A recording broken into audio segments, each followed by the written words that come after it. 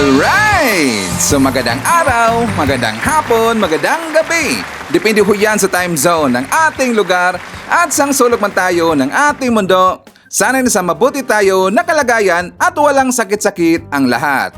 Sa mga kababayan nating OFW at mga kababayan natin na nandyan sa Pilipinas, babang palang araw sa ating lahat. Okay, so mga kababayan ko, well, tuloy-tuloy lang tayo sa tagabalita dito ng mga tamang balita at sagutin ang maling information na ipapakalat ng mga fake news peddlers na mga anti-Marcos, lalo-lalo na doon galing po sa mga fentanyl na mga vlogger bagabayan. Yes, dapat sila sagutin. Bakit? Kasi bagaayaan natin sila na lagi pong naninira araw-araw kay PBBM at sa Marcos sa may session sa Katagala Bagabayan, akala mga paninira ang magtotoo yan sa mata ng ibang tao. So dapat silang sasagutin kasi ang bagong Pilipinas, bawal po ang mga sinungaling. At syempre, kasama niyo pa rin si Sir Ivan, ang pinakabulol na vlogger sa balat ng YouTube, pero bibigay sa inyo ng mga totoo at mga preskong balita na kinukuha natin sa kapitbahay na social media. So magandang buhay sa ating lahat mga kabayan and happy Tuesday sa ating lahat. Okay, so before tayo mag-start mga kabayan, well, syempre, as usual, i-check more natin kung sino yung mga nakapasok sa ating top 5 commenters doon sa ating last vlog. At nandito sa listahan ang nanguna po, si Janel Nelbida Tablang. Meron siyang 52 na mga comments. Nandiyan po si Lerma Sondita. Meron siyang 45 na mga comments. Conrado Amugawin. Meron siyang 32 na mga comments. Arlmi Lagaso. Meron siyang 30 na mga comments. Angeline Quezon. Meron siyang 27 lahat ng mga comments. Again, kasama po sa ating top 5 commenters. At syempre, pasalamatan rin po natin ang ating po mga silent viewer dito sa ating channel. Thank you so much. And also, thank you so much sa ating mga viewers na lagi pong nag-like, lagi rin pong nag-shares ng ating mga videos. Thank you so much. And also mga kababayan ko, well, acknowledge din po natin ang ating pong mga channel members. Nandyan sila si Marcres, Katita Dar, Cosmo Defender, Susan Torres, Eva Ponsalan, Edmond Castillejo, Lia Ann, Gold Digger, Samuel Membrado, and Bia Baybar. I-greet natin mga kababayan ng happy birthday si Lula Taray na nandyan sa Japan. Happy birthday! At syempre, isata rin po natin ang ating pong mga suki, yung mga early birds natin at lagi pong nangunguna sa pag-comment dyan sa baba sa ating comment section. Nandyan sila si Lynn Gonzalez, Aspernito, LV Cast, Sarah Brightman Vlog, Joey Tebes, Infinite Stream TV, Rose Guevara, Gaga Canoy, Antonio Payos, Elizabeth Habihan, Romana Manuel, Joel Mileton, and Clay Guillermo. Okay, so kumusta ang lahat mga kabayan? How are you today? Well, of course, I'm hoping po na sana magandang ating gising ngayong umaga at meron pa tayong energetic po na aura katulad na po kay Sir Ivan. So, pasensya nga pala mga kabayan, no? Kasi nga kahapon si Sir Ivan, wala po tayo. Nag-relax muna si Sir Ivan kasi alam na ho natin, dito po sa ating mga viewers po na medyo matagal na, tsaka alam na po nila na minsan si Sir Ivan nandyan po pag Monday, minsan wala po. Kasi nga, siyempre si Sir Ivan, meron po tayong ibang trabaho. So, kapag Sunday mga kabayan ko, napaka-busy po ni Sir Ivan doon po sa aking workplace, doon po sa warehouse. So, pag-uwi ko dito sa ating bahay, sa aking flat mga kabayan, medyo mahirapan na po tayo sa oras kasi medyo late na po. So pasensya talaga. At least doon po sa ating mga bagong viewers na nandito, bagong mga subscribers, minsan si Sir Ivan nandyan po sa Monday, minsan po wala. Okay. So anyways, doon po sa ating mga kababayan po, mga kagigising pa lang at wala pang energy, don't worry. Si Sir Ivan po ang bahala sa inyo kasi marami po itong mga baon po na mapasabog at saka marami po itong mga dala po ng mga init na mga balita, lalong-lalo na mandidibang po tayo ng mga katarataduhan po na ipinapakalat ng kabilang kampo, yung mga fake news peddlers. So Luzon, Visayas at Mindanao, sa ating mga kababayan pong OFW na walang sawang sumuporta dito sa ating munting channel, thank you so much at saka stay healthy always. At saka smile always mga kababayan. Okay? So sayang kahapon mga kababayan, no? Kasi nga maraming mga balita na dapat natin sana pag-usapan kasi nga nakita ho natin, isa po sa ating nakita mga kababayan na di ba si Digong nagpunta doon sa Tacloban City. Yes, nagpunta ba mga kababayan? Nagpaipal nga eh. Nagpa-ipal si Digong doon sa Tacloban mga kababayan kasi nga the other day, di ba, fiesta po sa Tacloban. So nagpunta doon sa Tacloban itong si Digong at saka si Basti mga kababayan at sabi nila na bibisita lang daw sila doon po sa nabigyan lang ng bahay doon sa panahon po sa sa Baguio na kung saan marami po yung biktima mga kababayan. Ngayon, paglabas po ni Digong, marami pong mga bata, marami pong mga tao mga kababayan na nagdala na ngayon ng mga placards, mga parang sinulat lang ho nila sa mga papel na malaki, yung Manila paper mga kababayan na malaki. Sabi nila, we love SMR mga kababayan. So talagang kinantsawan po ng taga Tacloban itong si Digong at saka si Baste. Ang ibig sabihin mga kababayan, hindi po welcome sa Tacloban itong si Digong at saka si Baste at yung mga Duterte. Kasi nga marami pong galit na mga tao, lalong-lalo na sa Tacloban pong kababayan, marami pong galit sa mga Duterte. Kasi nga sa plano nilang gagawin, gusto lang dalhin po dyan sa Tacloban yung kanilang nautog rally mga kababayan. Pero yan po ay ayaw ng mga taga-Tacloban. Kaya nung bumalik po itong si Basti at saka itong si Digong dyan sa Tacloban City, ngayon kinantsawan na ho sila. So ibig sabihin, hindi ho sila welcome sa Tacloban mga kababayan. So ngayon, marami pong nag-iyakan. Siyempre, yung mga kanila pong mga kalyado mga kababayan, yung mga nauto po nila ni Digong, maraming nagrereklamo, marami pong nag-iyakan. Bakit daw ginanon itong si Digong doon po sa Tacloban na kung saan wala ba dang utang na loob ang taga-Tacloban mga kababayan? Marami nga nag-comment doon po sa Twitter at saka doon po sa mga membro po sa Top Spoilers yung mga kababayan, wala daw utang na loob ang taga-Tacloban, bakit daw ipinihiya itong si Digong mga kababayan? Bakit tayo pinahiya? Hindi naman pinahiya. Inilabas lang po ang saloobin ng taga-Tacloban. At saka alam po ni Digong at saka ni Baste, yang Tacloban, yan po ay balwarte po ng mga Romualdez mga kababayan. Alam ho nila yan. So ngayon, dahil po sinisiraan po ng mga Duterte ang Romualdez, di ba tinatawag nila tambalusos mga kababayan? Which is in fact, na ang dapat po nating tatawagin talaga, balik ta rin po, alam ho natin kung sino po yung totoong tambaloslos. Kundi yung isang tambalustay nga pala, isang tambalustay na meron pong last dito sa liig mga kababayan.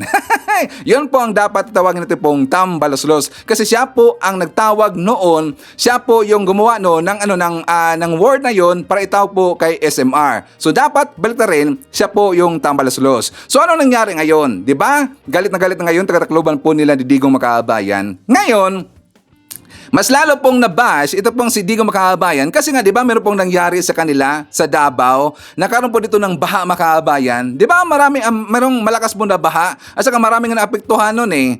Bakit nga pala nabash po ito si Digong at saka yung si Baste, bakit nagpunta doon po sa Tacloban, isamantalang marami pong mga kababayan nila, taga Davao mga kababayan sa Mindanao na dapat pong tulungan kasi nga nagkaroon po ng baha mga kababayan. Bakit inuna pa dito ang kanilang rally or pangpapaipal doon sa Tacloban mga kababayan?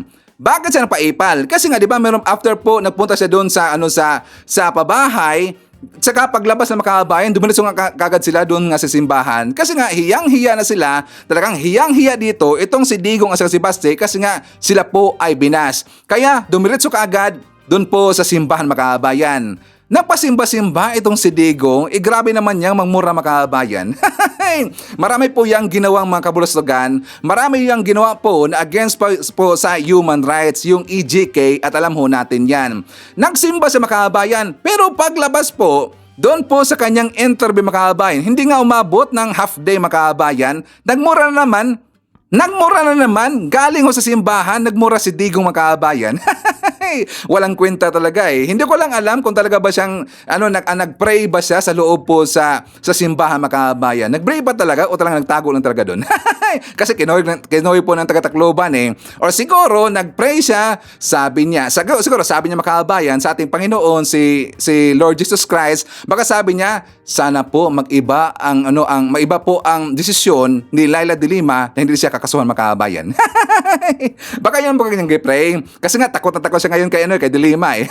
Nag-iba nga yung ihip ng hangin mga kababayan. Dapat daw itong si Laila de Lima ay maging happy na mga kababayan kung ano meron siya ngayon. Takot na takot, biglang bumalintong mga kababayan at lalong-lalo na ito po ang nakakatawa. Kasi nga si Digong mga kababayan, talagang masasabi natin dito, no, nasa matino pa pag-isip si Digong, or talagang nihupas na talaga ang kanyang fentanyl mga kababayan, or baka nawala yung tama ng fentanyl. Kasi nga doon po sa interview mga kababayan, two times po niyang ipinahiya at nilaglag itong si BP Sara. Di ba? Two times. Ang una mga kababayan, doon po sa kanyang pahayag na kung saan, kung 'di ba sinabi po ni BP Sara na tatakbo po silang tatlo, si Digong, si Baste, at saka ito pong si Pulong Makabayan, tatakbo po daw next year para po magiging senador, for senator Makabayan. 'Di ba sinabi ho yan ni BP Sara?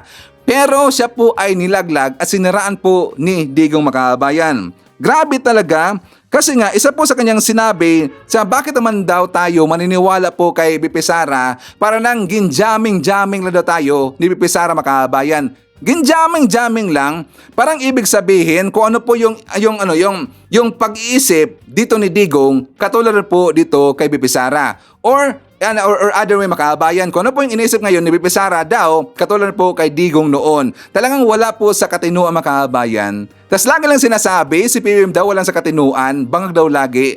Sino ba dito ang bangag? Di ba? Klarong-klaro talaga, sino ba ito ang bangag? Kundi sila po mga Duterte makabayan. Ngayon ako nakita makabayan na meron pong isang ama, sinisiraan niya ang kanyang anak, nilaglag niya ang kanyang anak makabayan. 'Di ba? Parang ibig niya sabihin, parang ipinalabas na dito na hindi po dapat mapagkakatiwalaan ito pong si BP Sara. Correct if I'm wrong? 'Di ba? Yan po ang kanyang ibig sabihin makabayan. Dapat hindi po natin po pagkatiwalaan si BP Sara kasi daw sabi niya wala daw siyang planong tatakbo bilang senador sa next year makabayan. Kasi nga sabi niya tatakbo daw silang tatlo, si Baste, si Pulong at saka si Digong, sabi daw ni BP Sara. Ano daw ang kailangang gagawin doon sa Senado makabayan? Hindi daw yan maganda tingnan, di ba? So binaliktad niya si BP Sara. And second, siniraan po niya itong si BP Sara makabayan kasi sabi niya, meron siyang sinabi doon sa kanyang sagot, sa sagot po dito sa tanong po ng isang reporter na tungkol dito kay PBM. Kasi sabi niya makabayan, wala daw silang plano na ipapatanggal po sa pesto itong si PBM. Di ba? Napagunggong talaga eh. Wala na siyang plano makabayan. Di ba? At saka parinig ko muna sa inyo makabayan ang mismong sinabi ni Digong para hindi po tayo ma-out of context. So for more details, let's hear this. Wala kaming si Marcos hindi dapat mawalaan ng tulog. Gusto ko siyang magtrabaho dyan for 6 years. He was elected by the people for 6 years. Dok-dokin mo yung mukha mo dyan sa mesa. You work. We paid you. We elected you and we are paying you. Magtrabaho ka. Do not worry. Nobody is interested or are natanggalin ka. It's a waste of time. Ganon na, babalik tayo. Palitan mo presidente, so bakit? Kung ang anak kong vice president maging president, would you think that this country would be better than what we have now? Kung ang anak kong vice president maging president, would you think that this country would be better than what we have now? O, di ba? Sinira niya si BP Sara makabayan. Nilaglag niya. Dito, ipinahayag niya na hindi po kaya talaga ni BP Sara na maging presidente makabayan. Wala po sa kakayahan ni BP Sara, ni BP Sara at sa kanyang kwalifikasyon na hahawak po ng pinakamataas na posisyon dyan sa ating gobyerno kasi hindi niya kaya makabayan. Mismo na nga sinabi ni Digong, di ba? Sabi niya, would you think that this country would be better kung ano na meron tayo ngayon makabayan? Di ba? Ang sakit niyan eh. Kung ako yung anak, kung ako yung anak ni Digong at saka may plano po ako na tatakbo makabayan or hawak man lang ng any posisyon dyan sa gobyerno natin, yan po ay nakakahiya talaga. Kahit babalik po Kahit babalik po bilang mayor itong si VP Sara doon po sa Davao, masakit ho yan isipin. Kasi nga mismo na po dito si Digong nilaglag siya makabayan. 'Di ba? Hindi naman ang kanyang ibig sabihin po dito ni Digong, hindi naman lang 'yon na nagre-refer dito bilang isang presidente, kundi bilang isang leader sa isang lugar makabayan or sa isang country. So ma-include dito ang pagiging mayor. Or kung gusto mo siya mag-mayor po, soon makabayan itong si VP Sara, magre-reflect ho yan. Sabi niya, di ba? Ang sakit niyan eh. Would you think that this country would be better kung ano na meron tayo ngayong makabayan? So inamin niya, okay na tayo ngayon sa pamamahala po ni PBBM. Nakita po ni Digong Makabayan na unti-unti nitong gumaganda ang pamumuhay po dyan sa Pilipinas. Naramdaman niya makabayan kasi nga meron akong nakita po na report. Merong report makabayan, kahapon po ito inilabas. Sabi dito po ng balita po ng Above the Philippines, according to the World Bank, if the Philippines sustain its economic growth, the country's GDP will overtake Singapore in 2027 and Thailand in 2029 as the second biggest economy in Southeast Asia. GDP, our gross domestic product GDP makabayan, ang Pilipinas ngayon ay pang-apat na po. Pang-apat na makabayan as a gross domestic product. So umuunlad na po ang kinimay natin dyan sa Pilipinas. Ang pinakauna ngayong makabayan sa 2022, Indonesia. Ang Thailand and Singapore and after that, ang Pilipinas. So ayon po sa taga-World Bank makabayan, kung ma-maintain ho yan ng Pilipinas, kung ano man ngayon ating estado po ng ating GDP product, malampasan niya yung Singapore, malampasan rin po niya yung Thailand makabayan in how many years from now? Siguro, year from now, 2 years from now. So, kasi po, yan po ay nakita po ni Digong kasi ito po ay inilabas po ng report the other day makabayan. So, alam na alam niya. So, sabi po dito ni Digong na hindi po yan talaga kaya ni VP Sara ang pamunuan ng Pilipinas kasi maganda na po ang pagkahawak o pagdadala ng Pilipinas dahil po kay PBBM Makabayan. Dahil po yan kay PBBM. So ngayon, ipakita ko rin po sa inyo yung balita kasi nga naglabas po ng report po yung Publicos Makabayan. Sabi ko parang parang unusual Ano nangyari kay Tikia Makabayan? Kasi nga sabi dito po sa kanyang isa sa inilabas niya na report Makabayan o yung survey, ang publikasyon siya, naglabas sila 58% daw. 58% of Filipinos do not think the president needs to resign from his position. Yan ang sabi po makabayan sa report po nilabas ng Publicos. Sa NCR, mataas po yung rating ni PBBM. Talagang gusto po ng taga-NCR, manatili po si PBBM bilang isang presidente. So kahit doon sa North Central Luzon, South Luzon, sa Visayas at Mindanao, pati nga Mindanao, 50% makakabayan na balwarte ho yan ng mga Duterte. Tingnan nyo, di ba? Nagising na po ngayon ang taong bayan. Nagising na po. Dahil po dito po sa pinagawa po ng mga Duterte. Dahil po dito sa mga paninira po ni Digong, paninira po ni Baste, at dito rin po sa mga ipinag-asta na ngayon, lately lang po, dito ni Sara Duterte Makabayan na kung saan nagiging parang immature talaga, parang nagiging bata Makabayan, at lalo na ang kanyang performance bilang isang DepEd Secretary. Kaya nga pati po yun, yung taga Mindanao, nagising Makabayan, 50% po ang naniniwala na hindi po dapat mag-step down as a president itong si PBBM. Pero ang nakakatawa, ito pong Maotog Rally Makabayan. Ito kasi yung Maotog Rally, wala naman silang ibang pinagsisigaw dyan, kundi BBM resign, di ba? Tapos sabi pa ni Digong, makalimutan nga si Digong Makabayan, no? Parang hindi ko alam anong nangyari ito eh. Hindi kaya si VP Sara at saka itong si Digong nag-away Makabayan? What do you think? Parang siguro there's something wrong talaga dito eh sa mga Duterte eh. 'Di ba? Dito pa nga lang sa issue niya dito sa Maylas sa Makabayan. Sabi niya nag-gorgol daw yan eh. 'Di ba? Tas ngayon sinisiraan niya si VP Sara. Nilaglag niya si VP Sara. Ngayon, nangyari po, umepekto ho yan, di ba, nasira po yung survey, yung rating survey, trust and approval rating po ni VP Sara, bumagsak Makabayan. Sila lang kasi dito po ang nasisiraan. Sila lang kasi dito, yung mga Duterte, nag-aaway Makabayan. I think, sa tingin ko lang po, nag-aaway dito ang mga Duterte. Di ba? Okay, so before tayo magpatuloy po sa ating ibang topics Makabayan, well, siyempre, kumustahan ko muna kayo at saka shoutout natin ating mga pinalangga po na mga legends, ang ating mga senior citizen. Hello po, kumusta? I'm hoping po na sana nasa maayos tayo na kalagayan. Nandiyan rin po, kasama rin po natin ang mga pinalangga ng mga Marcos Loyalist. At syempre, kasama rin po natin ang mga DDS na mga matitino. Nandiyan rin po kasama rin po natin ang mga Pinklawan at saka yung mga Dilawan. And please help me welcome sa ating po mga new subscribers. Mga bagong pasok dito sa ating channel, welcome to the family and thank you po for appreciating our channel. Okay, so mga kababayan ko, before tayo ipapakita ko sa inyo yung ating pong good news, well, siya nga pala, meron kasing nag-email sa atin. Meron pong nag-email sa atin mga kababayan. Sabi niya, ito pong si Bert J. Actually, itong si Bert J, palagi kasi itong nag-email sa akin mga kababayan kasi siya po ay Maka Duterte. Nauto siya sa kabilang kampo. Sabi niya mga kababayan, "Hi Jel, kanino ba gastos ang palaging pa-concert sa Malacanang? Milyones din niyang gasto niyan." Okay, so alam ko po mga kababayan kasi nga nakita ko na ba ito, yung concert doon po sa, 'di ba, sa Malacanang, meron pong concert sa Palasyo Makabayan. I think that is pang-apat na yata.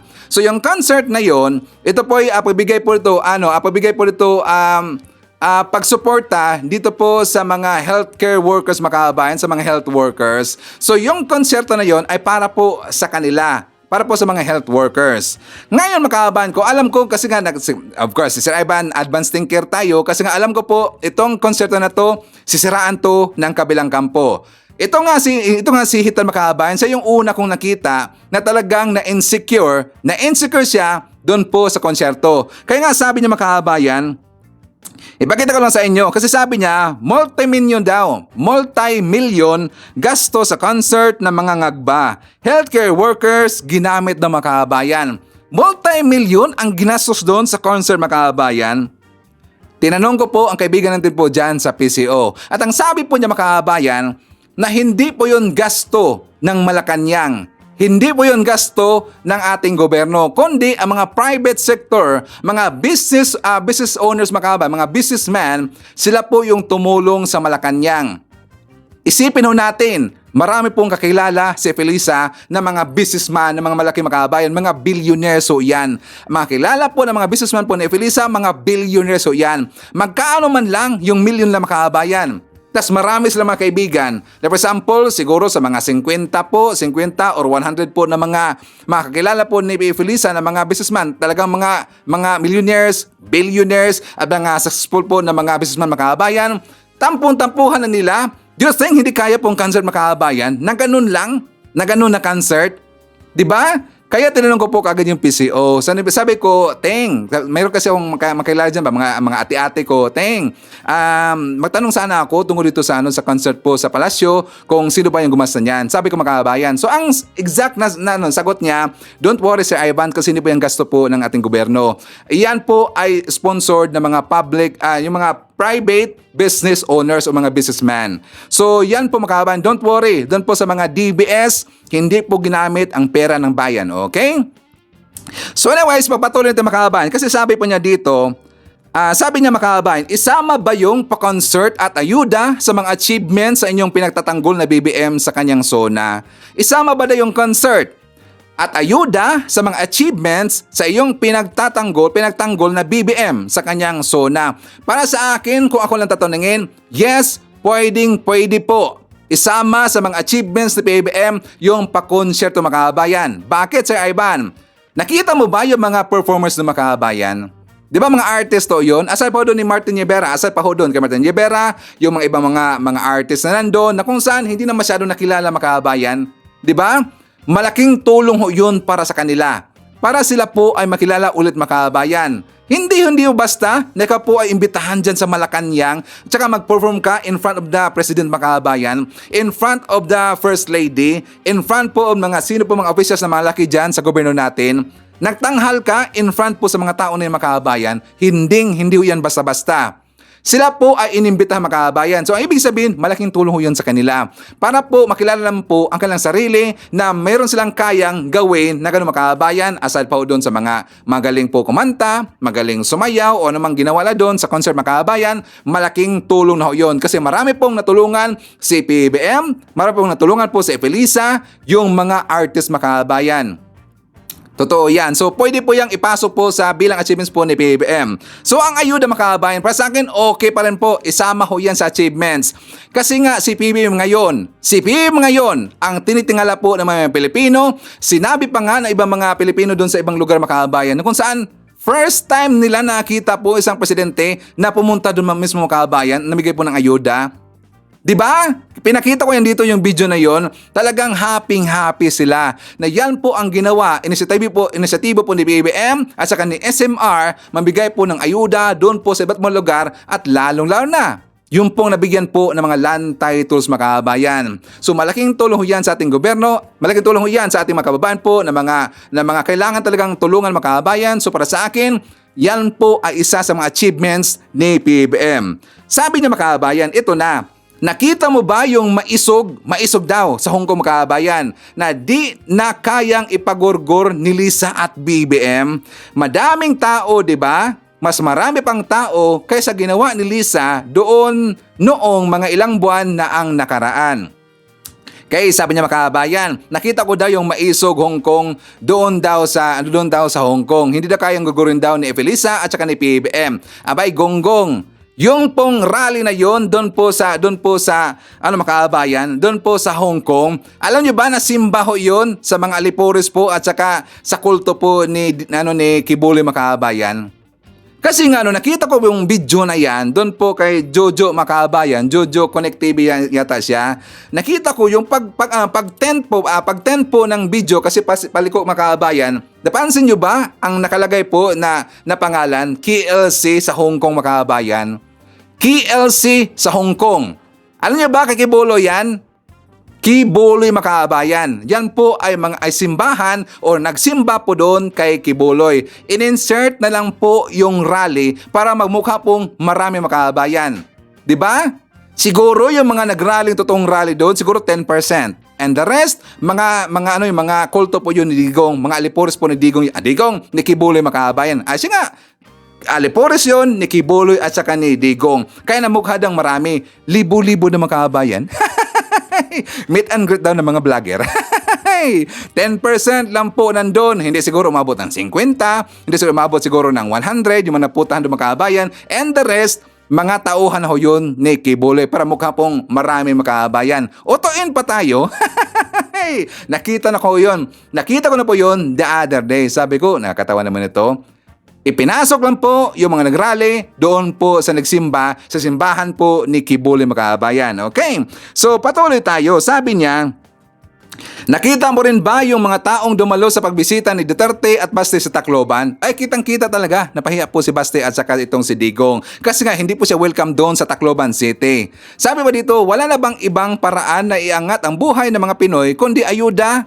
Nabasa mo ba yung last email ko about teach them how to fish and they will live forever? Ayuda, ilang araw lang yan. Hindi lang po ayuda ang proyekto ng ating gobyerno. Hindi lang po ayuda ang ibinigay po ni BBM sa ating mga kababayan po dyan sa Pilipino, kundi maraming trabaho. Yan po ang totoo mga kababayan. Di ba maraming trabaho po ang nabigay po ni PBBM? Maraming ang natuwa dito. Maraming ang nagsasabi mga kababayan. Talagang mas okay daw ngayon ang pamumuno ni PBBM kasi maraming trabaho mga kababayan. Ito po ating isa example. Kasi nga mga kababayan ko, may nakita kasi ako na nag-Kalye survey. Ito pong itong tauhan po ni Hitad mga kababayan. Tauhan ni Hitad, viewers ni Hitad, nag-Kalye survey. Abay, napahiya sila. Gintag pa ni Sas makabayan. Kasi nga ipapakita ko sa inyo dito yung video at ang sagot dito ni Manong, itong sagot po ni Manong. Kasi nga talagang napaka-optimistic siya. At saka talagang nagustuhan niya ang pamumuno po ni BBM at kung ano meron tayo ngayon makabayan. For more details, let's watch this. Kuya, may 20 pesos bang bigas ngayon? Meron ka lahat eh. Kalahati. Anong nasabi niya sa presyo ng bilihin? Okay lang. Okay lang. Ang buhay ba ng Pilipino mas naging maaluwan ngayon kaysa noon? Okay nga ngayon eh. Mas okay po ngayon. Maraming trabaho. Mas maraming trabaho. Pabor pa kayo na magkaroon ng makipaggera tayo sa China? Kaya. Kaya natin? Tabanan ng China? Niliit lang yun eh. Okay po. Ano ba sasabi niyo sa presyo ng bilihin ngayon? Sobrang taas. Tapos, yung baon namin siguro hindi abot sa hindi sapat. Okay. Sa isang araw ba, magkano ang baon niya? 200. So, sa isang araw, 200. Ilang araw ang pasok mo sa isang linggo? 4 po. Ganun. 4. So, kung 4, 800 agad. Pero hindi pa rin po sa akin po Meron pang 20 pesos na bigas ngayon, Kine? Wala. Kasya ba ang budget ng mga magulang nyo sa pagkain? Hindi sumasaka. Tingnan nyo, paninira ng makabayan, ang bigas pa rin po. Meron na bang 20 pesos per kilo na bigas daw ngayon makabayan? Sabi niya, di ba? Meron na bang 20 pesos na bigas? Bakit ayaw niyang sabihin? Meron na pong 29 pesos per kilo na bigas. Meron po, 29 pesos per kilo na bigas. Okay, doon po sa pangalawang in-interview makabayan, yung dalawa pong estudyante po sila kasi nakita ko doon sa kanilang makabayan, sa kanilang dito, university kasi yun eh. So sabi nila na mahal na daw yung mga bilihin ngayon at hindi na daw kaya ng kanilang budget makabayan. Nahirapan daw sila. Ito ay talagang napaka-hipokrito naman dito. Hipokrito talaga makabayan. Bakit si Ivan? Kasi nga, tingnan nyo kung nasaan sila makabayan. Diyan sila sa mall kumain. Diba? Sabi pa kanila nagmahal daw yung bilihin sa Pilipinas. Hindi na daw kaya ng kanilang budget makabayan. Bakit sila? Diyan sila kumain sa mall makabayan. Diba? Ang ibig sabihin sila po ay nagsisinungaling. Kaya po ng kanilang budget. Nandyan nga sila sa mall diyan sila kumain makabayan. So ibig sabihin, malaki nga lang budget. So wala silang pakialam doon. Ang gusto lang nila makabayan, paninira lang dito sa ating gobyerno. Paninira lang po kasi nga wala silang alam na meron na palang 29 pesos per kilo na bigas at saka sinabi na wala silang nakita. Nagmahal na daw yung bilihin dyan sa Pilipinas. Nagmahal. Pero okay naman. Carry naman ho yung makabayan. Basta, lang tayo, dapat diskarte lang ho tayo. Diba? So anyways, before tayo magpatuloy po sa ibang usapin, ipakita ko muna sa inyo yung ating good news dyan sa Pilipinas makabayan. For more details, let's watch this. Bumaba ang ratings ni VP, Vice President Sara Duterte sa nakalipas na 2 taon. Ayon diyan sa pinakabagong nationwide survey na isinagawa ng Publicos Asia. Batay sa naging survey, nasa 46% ang rating ng pangalawang Pangulo mula 53% mula sa unang survey ng taon. Sa Mindanao, na kanyang baluarte, bumaba rin ang kanyang approval rating sa 68% mula sa 75%. Samantala, sa survey naman ni Pangulong Ferdinand R. Marcos Jr., nananatili pa rin 44% at 33% ang kanyang approval at trust rating. Handa na ang 83 mobile primary care facilities na makakarating sa lahat ng probinsya para magbigay ng libreng serbisyo medikal.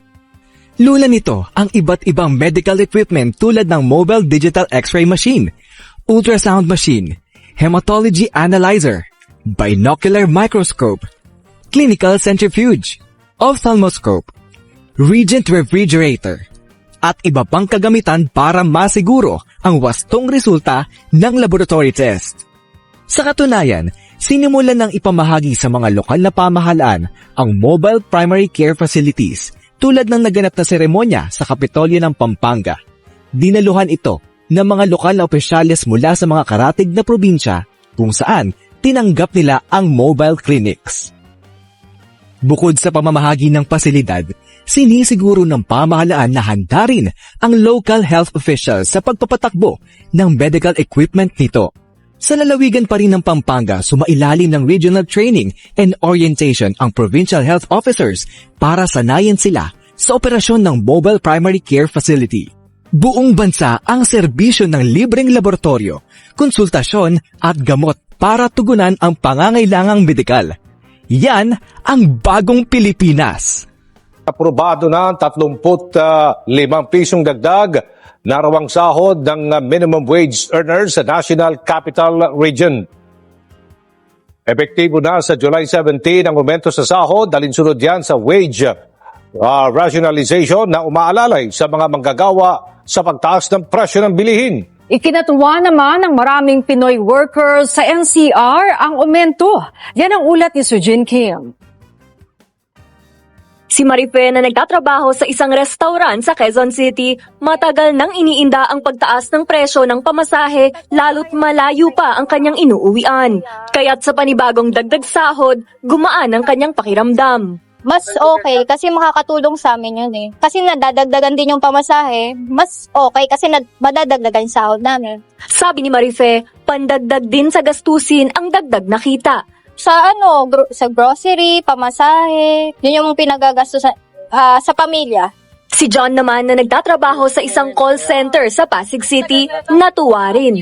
Ika nga, every centavo counts. Magandang balita yan sa mga minimum wage talaga. Kasi nakakatulong siya kasi yung cost of living kasi natin dito is tumataas, di ba? Kaya nakakatulong siya kasi yung maliliit na dagdag, yung mga 35 na yan, nagko-compound yan eh.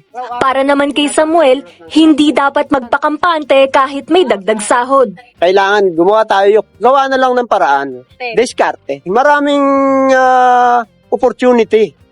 Aakyat sa 645 pesos ang daily wage ng mga manggagawang nasa labas ng agriculture sector sa National Capital Region mula sa dating 610 pesos. Ito ay 5.7% na mas mataas kaysa sa kasalukuyan. Kasunod ito ng pag-aaproba ng Regional Tripartite Wages and Productivity Board pati ng National Wages and Productivity Commission. Ito matapos ang naging pagdinig sa petisyong itaas ang sweldo ng mga manggagawa sa Metro Manila.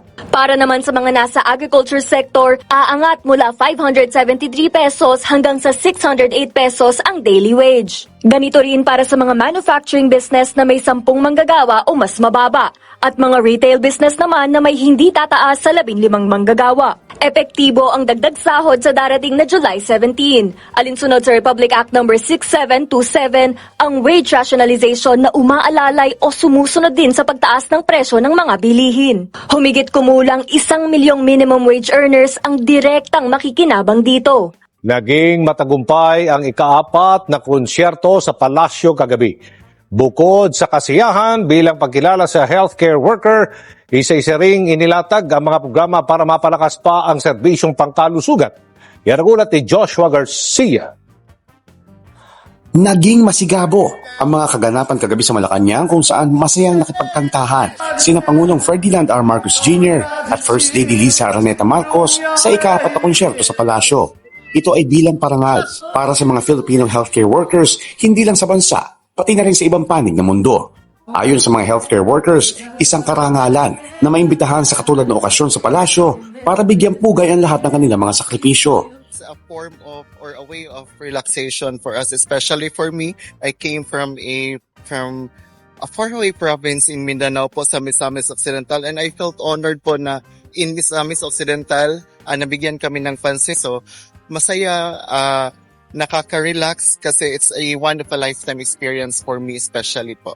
Ako po ay nagagalak at proud at honored na naimbitado dito sa konsyerto ng Malacanang po. Tampok sa concert ang ilang pagtatanghal mula sa ilang international and local artists, katulad ni Concert King Martin Rivera, Douglas Nieras Power Dance Group, Garrett Bolden, Brennan Espartines at iba pa. I'm so happy that Malacanang and the President and the First Lady support this, the unsung heroes, because they do so much for us. They're there when we need them. They save lives. There's just so many things that we can say, but let's do something na lang. So we sang for them, we honor them tonight. Gayun din ang ilang local performers, gaya ng Aita Brothers, na nagbibigay inspirasyon sa lahat ng indigenous people. Maliban sa pagbibigay ng parangal sa mga kababayan nating health workers, layon din na nasabing aktibidad na i-highlight ang mga bagong mukha ng local artists sa buong bansa. Isa pong malaking karangalan na makapag-perform po dito sa palasyo ng Presidente, and matagal ko na pong pinapangarap talaga na makapaghandog ng isang presentasyon kung ano ang aking talento. Matatandaan na ang naunang 3 konsyerto nitong nakaraang taon ay inihandog para sa mga sundalo, guro at mga atletang Pinoy. Ayan, so kung nagustuhan po ninyo ang ating good news mga kababayan, please like naman po sa ating video. At saka please i-share po natin ating video mga kababayan para marami po tayong matulungan po. At saka yung ibang mga account na mga hindi po mga well-informed at saka naging tanga mga kababayan para malaman po nila ang mga ginagawa po ng ating gobyerno, ginagawa po ng ating presidente si PBBM at saka ang ginagawa po dito ni FL Liza Araneta Marcos. Okay? So palapakan naman po natin si PBBM mga kababayan at saka yung Marcos administration.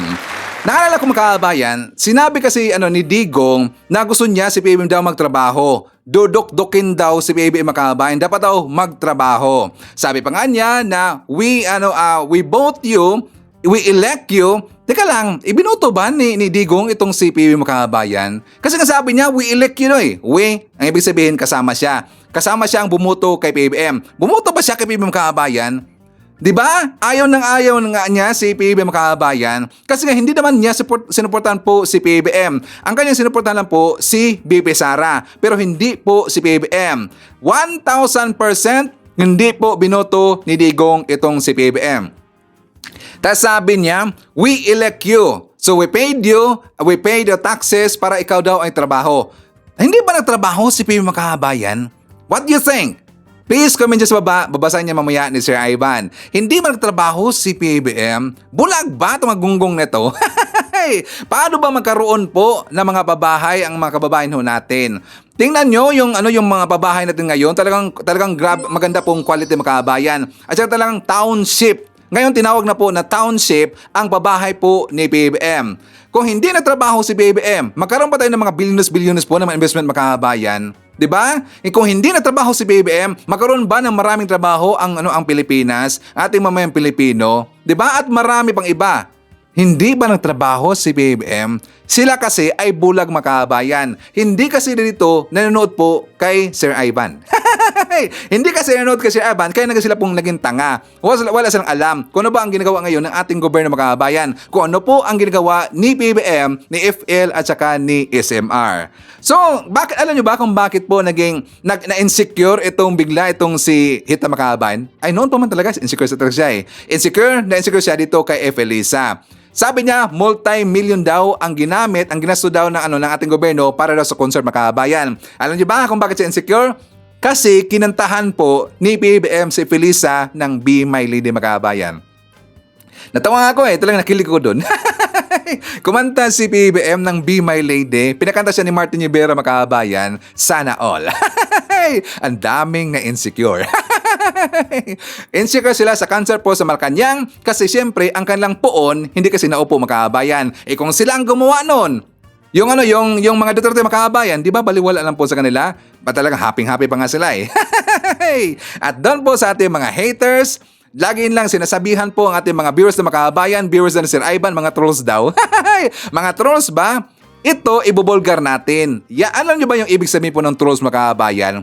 Ang trolls, isang tao, marami ho yung account. Maraming account makabayan, mga bashers o yan. Or sila po ay sumuporta sa gobyerno natin, isang tao, as in marami pong mga account makabayan. Baka umabot mo ng 20, umabot mo ng 30 o 50 po. Ang account sa isang tao lang po. Like for example, ito po yung mga DDS makabayan. Sila po ang totoong my trolls. Ang dito po, mga viewers natin po, dito, viewers po ni Sir Ivan, hindi po yan mga trolls. Kundi yan po ay mga legit po na mga account. Marami nga lang mga comment, pero sila po ay mga legit talaga na mga account makabayan. Sabihan kayo mga DBS, kayo po mga anti-Marcos, sabihan ninyo na trolls po ang aking mga viewers, kundi sampalin kayo niyan. Talagang batukan kayo niyan. Sabihan nila na, hoy, hindi kami mga trolls, mga legit kami. Ayaw lang namin sa mga Duterte. Kaya mga Duterte, mga sinungaling, mga gunggong yan. Sila po ang totoo po ang may trolls makabayan. O diba? Tingnan nyo. Ganyan po ang trolls. Isang account, ang dami pong mga cellphone makabayan. So yan po ay gawain ng previous administration. Okay? So mga kabayan ko, before tayo mag-jump po sa next topic, isa tumar natin. Nandyan po si Jovi Montero, Honorato Mercado, Bingbing de la Cruz from Saudi Jeddah. Hi to Mar Velasquez Vlog. Nandiyan po si Gloria Marquez, Esther de la Dia, Carding de la Cruz, Eva Tabada, Esperanza Lopez, Luis Matio, Jen Reeb. Nandiyan po si Alexander Aquaman, Vivencio Biscocho, Renita Matio, Perlita Petersen na nandyan sa USA, California, at siya rin po ay taga Cavite, Makabayan. Hi to Monet Borromeo, Rosalinda Ilopre, ang Batang Tondo. Nandiyan po si hi to Jemson, Jemboy, Jeriel, and Regen of Cute Cebu City. Greetings from Rodolfo Randarabor of Tansa, Cavite. Hi to Aurora Mercado. Hi to Annie Hoson. Biyahe ni AJTV from South Korea. Nandiyan po si Marilo Bidnarek, Nesty Mar Laksao Maniklang, Osilo Lem Diesto, Bebe Garcia, and hi to Gisilda Langbat. Okay, so naalala ko rin po makabayan, doon po rin po sa interview ni Digong na kung saan tinanong siya tungkol po dito kay Kibuloy makabayan. Diba tinanong siya tungkol kay Kibuloy. Tapos sabi niya, kung tatanungin daw siya mga kababayan, ang sabi, ito yung kasi exact na word na sinabi niya, kung tanungin mo kung nasaan si pastor, alam ko. Sasabihin ko sa inyo ngayon kung nasaan siya. Alam ko kung nasaan si pastor. Pero secret, gonggong talaga eh. Kahit hindi na po niya sabihin niya makababayan, alam ho natin na alam po niya. Napaka-imposibleng hindi niya alam po nasaan itong si pastor. Diba? Tas uutin pa tayo. Alam niya daw, pero secret. Siyempre, ayaw talagang sabihin niya makababayan kasi nga, kung makukulong dito, itong si Kibuloy, tas malintikan dito yung property po ni Kibuloy, kaninong property niya makababayan? Isip-isip, kaninong property yan, di ba? Kaya nga kinuha siya as property administrator makababayan itong si Digong. Kanino bang property yan? Kay Kibuloy ba? Billions makababayan. Marami nga nagsasabi, marami nag-isip nga, baka ito lang, yung si Digong, siya daw dito, yung 80% ng property daw dito ni Kibuloy daw, sabi ng makababayan, 80% sa property daw ni Kibuloy, ang may-ari daw itong si Digong. Sabi nila, marami ko sa nabasa makababayan eh. Totoo ba yan? kaya daw siguro kinuha siya as bilang property administrator makababayan. Siya po, panghawakan niya yung property po ni Kibuloy.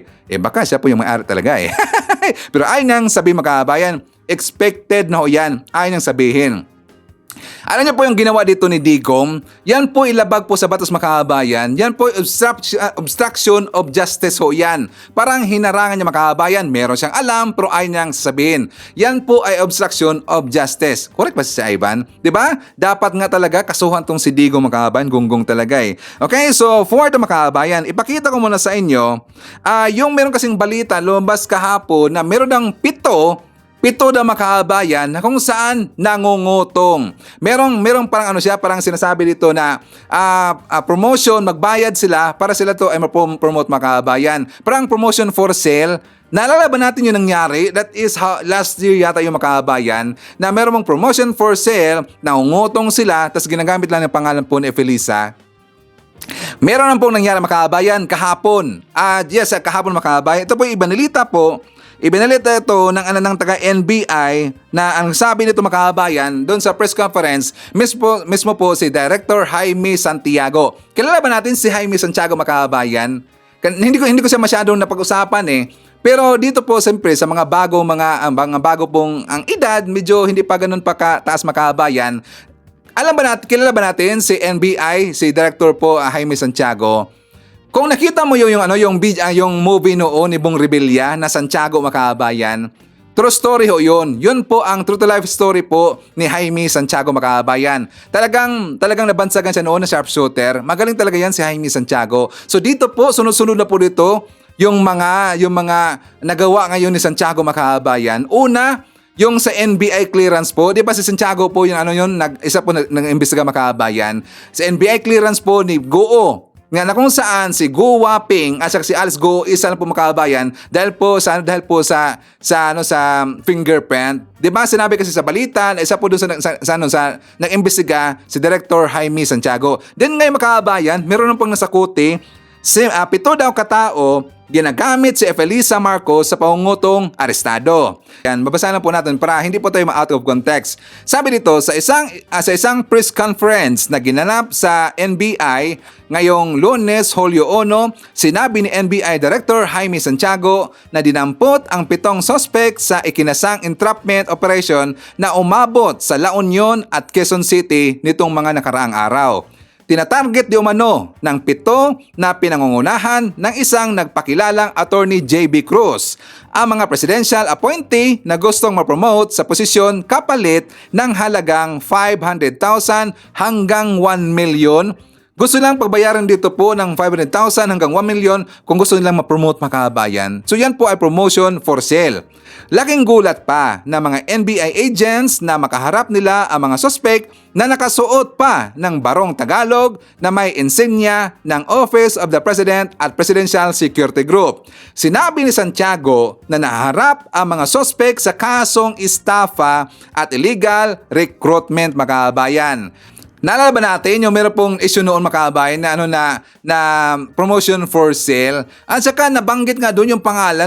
Nakalimutan ko na parang nasangkot yung name noon makababayan ni Beck. Nalaban natin yan.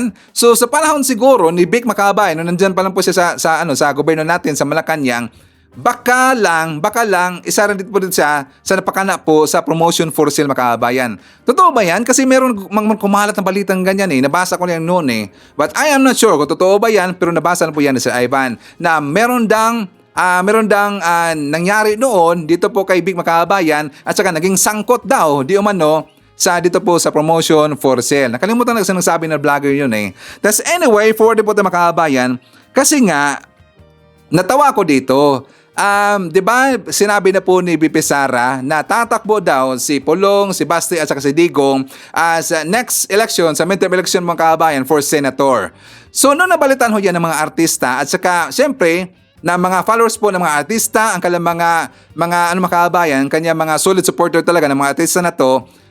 Kinull out sila ang tatlong pangalan na to na tatakbo bilang senator sa next election. Kasi daw, tatakbo daw yung tatlong mga Duterte makabayan. So ang kinull out ngayon ng kanilang mga followers ng mga artista makabayan, si Vice Ganda. Si Angel Locsin at saka itong si Dingdong Makabayan. So si Dingdong sila po ngayon, ang kinull out ngayon ng taong bayan daw ng mga supporters po ng mga artista na to na patakbuhin bilang senador. So, syempre, hindi sila basta-basta makabayan. Itong mga artista na to, hindi ho sila basta-basta kasi marami ho silang mga supporters. Totoo yan. So, kaya nga, ang nag-ingay ngayon na vlogger makabayan at saka kilala po natin talaga ng mga columnist, yung isang vlogger po si OG Diaz.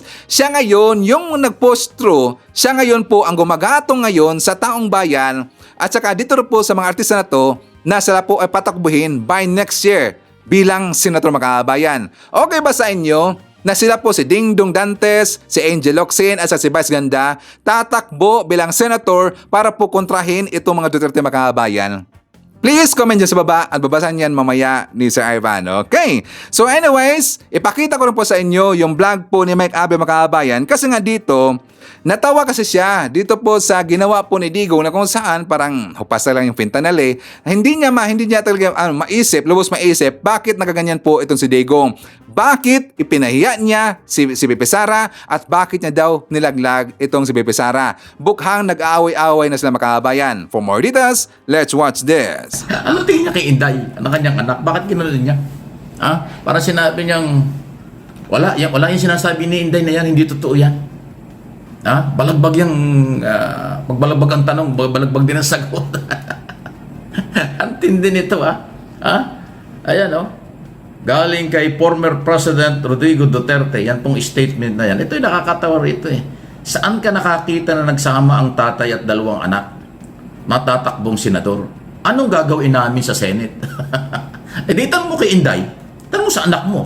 Siya naglabas niyan Hindi naman ho siya pinilit anong siya sa ambush interview. At sinabi niya, si former President Duterte tatakbong senador. Si Pulong Duterte, Congressman Duterte tatakbo rin at si Basti. Nasabi ni Inday na anak mo. Kaya ngayon sabi niya, Sus Merosep, sabi ni dating Pangulo. Ayan nakita nyo, galing sa kailang kampo, hindi lang kampo. Duterte talaga. Yung dating Pangulo at kasalukuyang Pangulo, Vice President, ayan, dating Pangulo, former President, now, incumbent Vice President Sara Duterte ay magkasalungat ang sinasabi.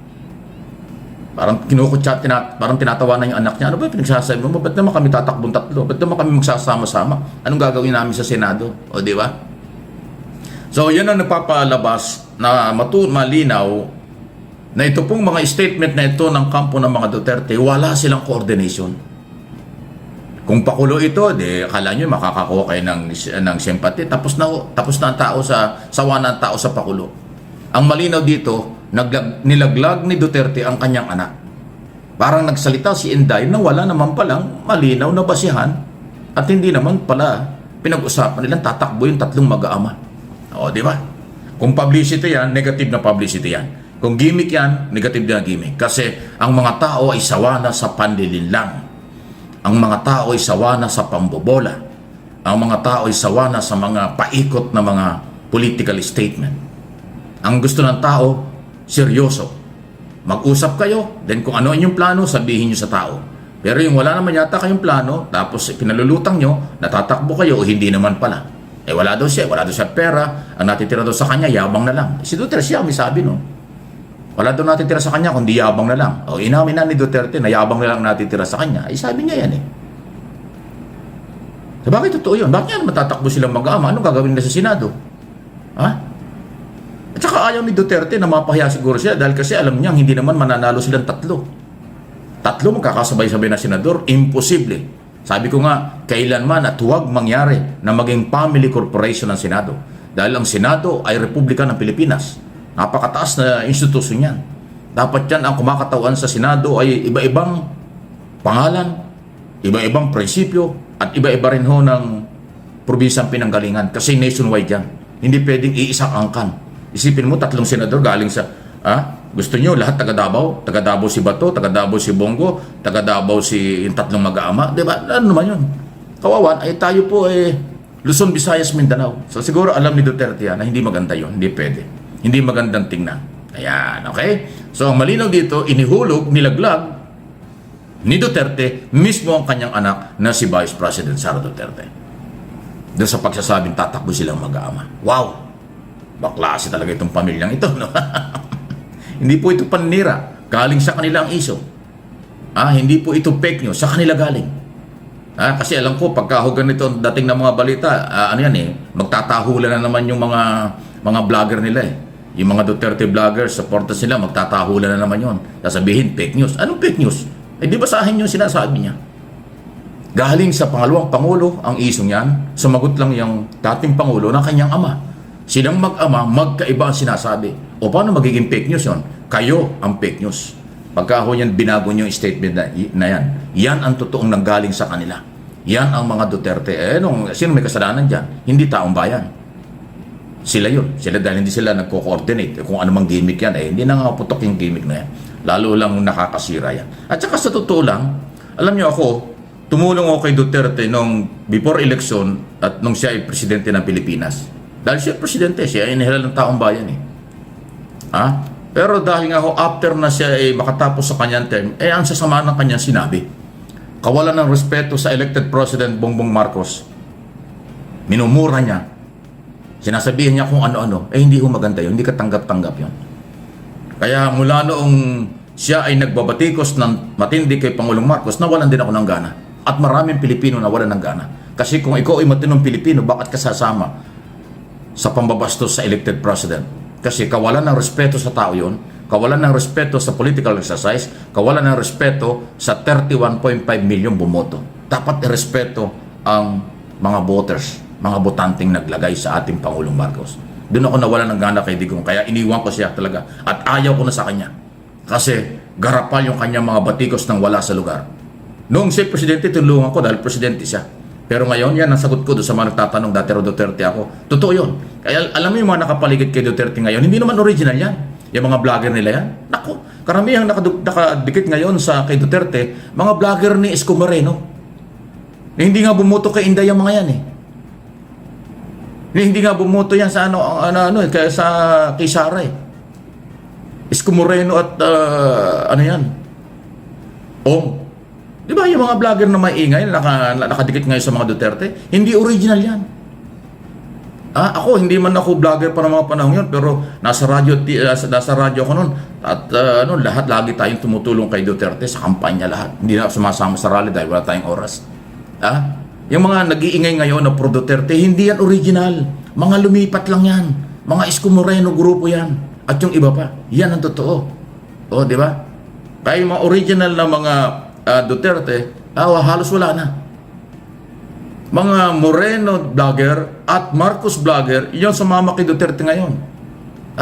Pero ilan lang yun, katulad ni Maharlika. Ayan si Maharlika, Bongbong Marcos yun ang araw Hindi lang napagbigyan ng gusto niya, kaya nagwawala siya hanggang ngayon. Nabuang na, di ba? Yun yun. Alam niyo, suriin niyo yung mga taong nagsasalitang yan at nagtatanggol sa kanya. Saan sila lang galing? Hindi sila original na DDS. Tumawid lang sila after election ng 2022. Nag-antay Marcos sila. Kunwari, pro Duterte sila hanggang ngayon. Nagagamitan lang naman sila Alam mo, si Duterte, alam niya yun. Kilala niya ang totoo at hindi. Kilala niya. Kahit ako, kilala ko niyan Tumawag pa nga sa akin noong araw yan na nag-aaway sila ni Kibuloy. Alam ba niyo? Nag-aaway sila dalawa ni Kibuloy. Sa akin to, nagsusumbong yung mga yan. nagagalit sila sa isa't isa. Ewan ko sa kanila. Anyway, nabanggit ko lang po. Yan ang buhay nila. At sana maisip rin po dito sa mga tanga ng mga tao mga kababayan, no? Yung mga nauto doon ng kabilang kampo, na ito pong galawan po ng mga Duterte, ito mga ginagawa nila, at kung tatapo man talaga sila bilang senator the next year mga kababayan, ang kanilang gagawin to, ang kanilang ginagawa, hindi ho yan para po sa bayan. Hindi makabayan. Kahit i-analyze ho natin yan, hindi po para sa bayan ang kanilang plano dito. Kundi ito po'y personal interest makabayan, para po sa kanilang personal na interest. Kasi meron silang iniiwasan dito na mga kaso, na mga issue, kaya pilit nilang papasok po dyan sa Senado makabayan. So dapat maisip natin yan. Doon po sa mga anti-Marcos, dapat mag-isip-isip kayo, okay? So, isa-tara po natin, nandyan po si Victor Robin, Alicia Lic, hi to Abraham Gasmin Fiesta, hi to LB Rosauro, Gemma Sampaio Camarines, Rosalie Cartera, IBB Alonso, nandiyan po si Emelia, Nenita Indiula, Erika Mabagmahal, and hi to John Esperanza. Okay, so mga kababayan ko, ipakita ko rin po sa inyo yung vlog po ni Atty. Claire, kasi talagang natawa ko doon mga kababayan. Honestly, natawa ko dito Kasi nga si Rod yung partner niya na lalaki, yung Maka-Duterte makabayan. Alam mo natin yan, Maka-Duterte, itong si Rad. Kasi nga, nandula siya itong topic nila, itong tungkol po doon sa statement na nalabas po ng tagapagkor, nasabi po ng tagapagkor makabayan na meron silang papangalanan daw in the coming days na meron pong protector ang Pogo, meron pong nasa likod to ng Pogo na ex-officials daw, ex-cabinet officials ng previous administration makabayan. Di ba nabalitaan ho natin yan? Mismo po sinabi po ng tagapagkor. So papangalanan daw nila makabayan, papangalanan daw nila in the coming days. Meron dang asangkot dito, meron dang protector ang Pogo, ex-cabinet officials ng previous administration. So for more details, let's watch this. Dumami ang Pogo na may issue sa panahon ni Pangulong Duterte. Okay. Diba, hihimay-himayin natin mga kaibigan. Sa Pangulong Duterte. Sinabi na nga dati ni Xi Jinping, huwag mong patulan ang Pogo. Umiwas ka dyan. Sabi niya, parang ganito Dutertes. Dutertes. Diba? Ganon yung tawagan nila. Okay. Dutertes. Ano yan? Nihaw ma. Naban. Nihaw ma. Sabi niya, hindi ko na alam sa Chinese na iba, pero parang ito. Wag yan. Wag mong ituloy ang Pogo. Kasi magkakaproblema ka dyan. Ano sabi niya? Anong sabi? Sabi niya, Xi Jinping, hindi pwede. Hindi kita susundin this time. Aba. Di ako makikinig sa'yo. Sinuway niya. Yung payo ng kanyang kanyang kumpare. Kumpare ba siya? Cards. Hindi pwede. May pera dito. Alam mo yan. Iniiwasan nyo yan kasi marami na kayong pera. Kami, we need money. We need money, so we need Pogo. Aba. So, di kita susundin. Pasensya ka na. This time, susuwayin kita. Kung mga dati, napapasunod mo ko, this time hindi. Yun nangyari. Uy, drama lang yun mga kayubiyan. Pero, sinasabi, partner, cabinet member ang naglalabi. Kumbaga, nagpapadrino. Di ba yun yung ano dyan nagpapadrino. Na kung po pwede, abay, bigyan lahat ng partner, ng lisensya. So, kailan ito nangyari, partner? I mean, ito ba ay lumapit sa PAGCOR nung panahon pa ng dating administrasyon? Kasi si Tenko ba ngayon na lang yan, partner? Nung panahon ni former President Duterte, iba yung chairman. Andrea Domingo. Patre Domingo, di ba? Andrea. Oo, si Andre. So si chairman ngayon lang. Okay. Pero siya ang partner. Ang nagsabi nito, siyang kumanta. Ex-cabinet. So sa kanya ba lumapit? So kung sa kanya, ngayon lang to. Ay, hindi to panahon. Tingin ko. Oo. Tingin ko na, kasi ganito yan. Ito yung basa ko mga kaibigan. ang sabi ng PAGCOR, saka ng PAO, Oo. kasi tinitrace sila eh. Partner, lapit ka ng konti sa mic. Ayan. Oo nga, bakit ba ganito tong mic na to? Oo. Pre, Didimanda ko Oo. tong mic na to. Pag lumalay ako ngayon, mahina. humihina-hina yung mic ni partner. Oo. Wala ng... Sige. Wala na ako ng credibility. Naka-fix kasi siya eh, di ba? Naka-fix. So, kailangan ko lumapit. Yan, Nakita niyo tuloy yung mukha ko. Oo. So, ganito yan, partner. So, ang sabi ng PAO, saka ng PAGCOR, dumami. Ito, ulitin natin kasi doon natin matitrace eh.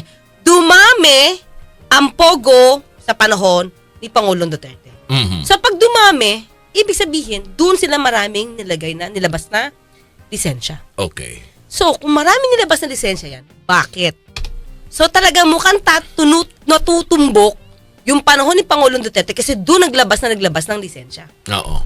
Kaya dumami ang operators. Yes. Ng Pogo. So, ito tinitrace ko pa mga kayubi. Di ba nung nakaraang araw, sabi ko, si Pangulong Duterte, sabi naman niya, ito inamin naman niya. Di ba? Gumagawa siya ng intriga. So, ito yung basa ko sa kanya mga kayubi. Kapag sabi ko nga, pag meron siyang gustong tanggalin, o gusto niyang mapalitan, kung kaibigan niya man yung papalit or what, gagawin siya intriga dito para mawala. Mhm. Diba? So, isa sa nawala, partner, yung remember, yung sa Fontana Leisure Parks and Casino, Mm-mm. si Jack lang. Mhm. Ito, 2016, sinabi nila, kasi parang may mga workers dito na walang papel. May mga Chinese workers sa loob ng Fontana na walang proper permit. Ayan the Angeles Police said the closure of the casino was due to the lack of permit and legal requirements, Mhm. Yun lang. Walang krimen na banggit dito, sa panahon na ang may-ari ng Fontana Leisure Park or namamahala dyan ay si Jack Lam. Okay. So, because of that, diba, natrireten. Papareso namin si Jack Lam. Kaya nawala si Jack Lam. Alam mo kung saan napunta yung Fontana? Ang pagkakaalam ko mga kayubi, kay Michael Yang. Mhm. Okay? So, nagkaroon ngayon itong si Michael Yang ng Pogo license. Pogo license. At nung nakakuha sila, may isang company sila yun, I forget the name parang Shonway, parang ganun yung tunog Itong nabigyan to ng license na to, partner, meron siyang nabigyan pang iba na license from the license na gamit doon sa kumpanya na sinasabing pag-aari ni Michael Yang. So, kasama yung Fontana. Ito sila, ginamit nila yung Fontana. Kaya nga sabi ko nga, pag medyo may intriga, di ba, nawawala. Nabigay sa ibang kaibigan. So, ngayon, mga kayubi, kasi yung binigay nila na license, sabi nga nila, nanganak yun. Inaral yun Nanganak, kunyari, ikaw, partner, binigyan ka, Chinese ka, binigyan ka ng license. Yung license mo, papaggamit mo sa iba. Mhm. Magsasab ka. So, nagkakaroon ka parang kabit system, parang sa jeep. So, pwede pala yun. Yung mga sa mga ganun, to. Kaya nga dumami. Gamit Kasi sila ng dumami. isang license? Yes, legal. Kaya nga, sasabi nila, may legal. Itong legal na Pero Pogo, yung pangalan, paano yun? nagsasab nga sila. Papagamit Kasi nila. iba yung pangalan, partner. Hindi, ang nangyayari dyan is under ako mo. Oo. So, pag under mo ako, legal ka Oo. So, lumalabas legal ang dating ko. When in fact, ako na, yung mga sub, ang gagawa ng krimen. Kaya dumami yan. Okay. So, ngayon, ang tanong natin, di ba? Marami naman talagang nabigyan ng lisensya nung panahon ni Pangulong Duterte. Bakit? Kasi, itong si Andrea Domingo, siya yung nagpupush din na dapat hindi mawala ang Pogo. Dahil maraming kinikita ang Pogo di umano. Maraming kinikita. Si dating Finance Secretary, partner, ang pangalan nun? Si babae? Si Shelo Magno? Oo. Okay. Oo. May siya ginawang study dyan.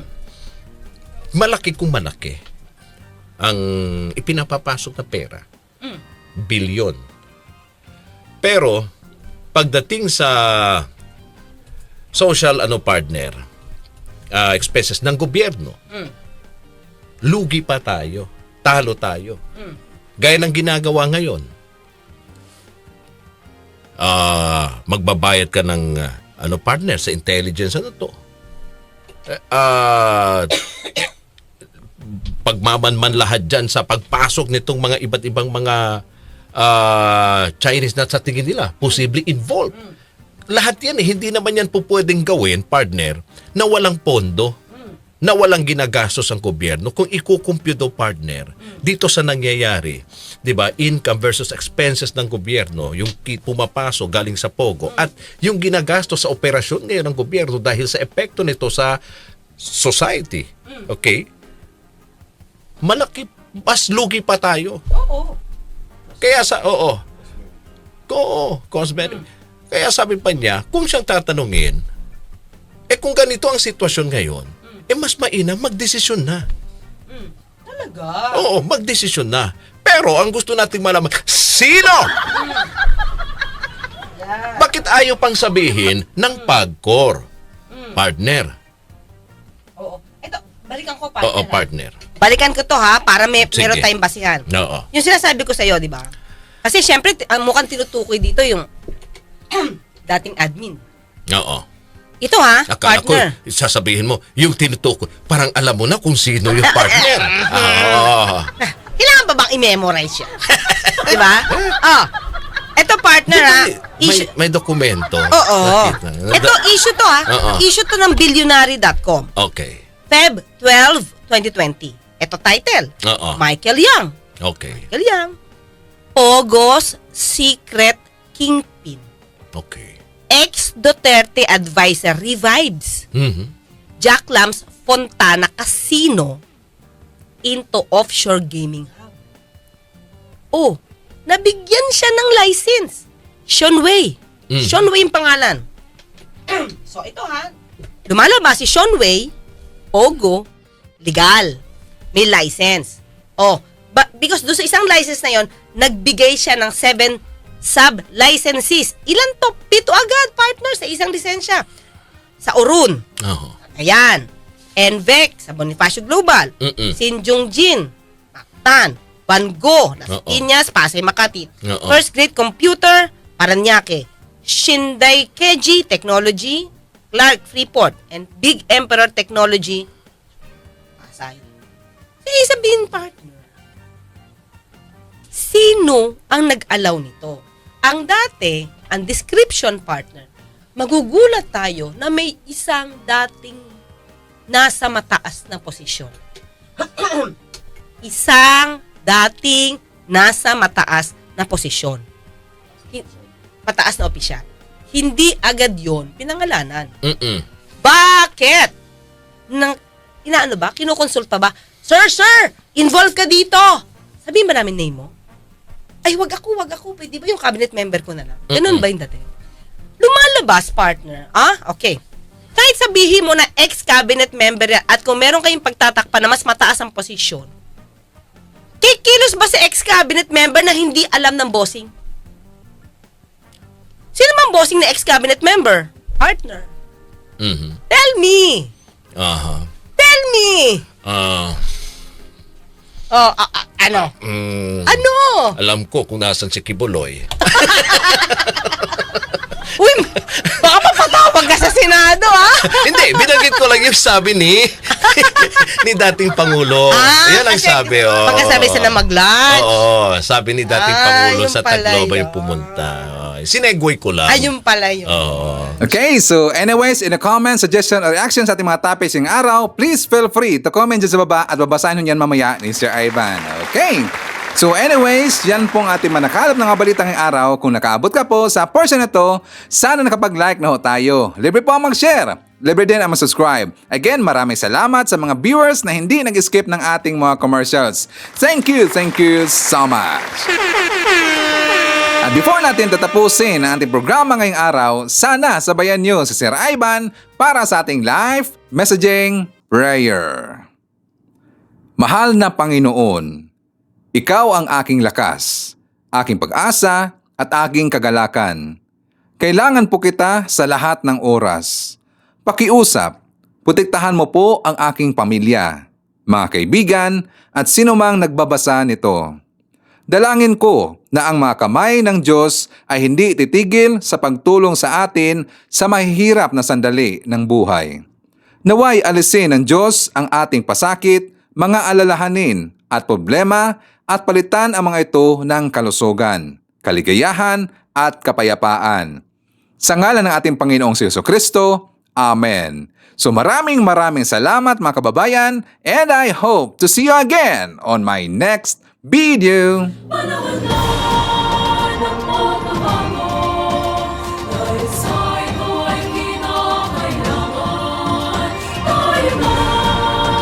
Tulong